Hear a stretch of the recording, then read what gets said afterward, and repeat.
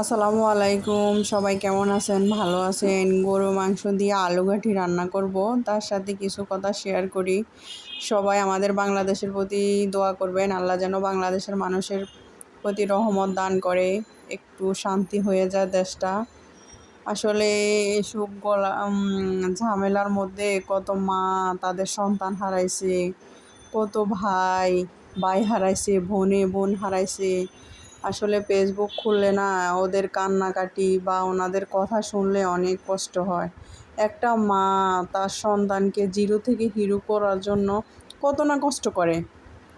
তার মধ্যে যদি সন্তানটা এভাবে চলে যায় তখন ওই মাটার কত কষ্ট সেই মাই বোঝে। মানুষ ছেলে মেয়ে অন্যায় করতে পারে, সেজন্যে কি এভাবে মেরে ফেলাটা উচিত? যারা মারছে তাদেরও তো সন্তান আছে, তাদেরও ভাই আছে, তাদেরও বোন আছে। সেজন্য কি কাজটা করছে যে তাদেরকে একবার বুক কাঁপে নাই? এগুলো দেখলে আসলে অনেক কষ্ট হয়। যারা বাইরে থেকে দেখতেছেন আমাদের বাংলাদেশের মানুষদের জন্য দোয়া করবেন, আল্লাহ যেন তাদের প্রতি রহমত দান করে। নেটের যে সমস্যা, আসলে সব ভিডিও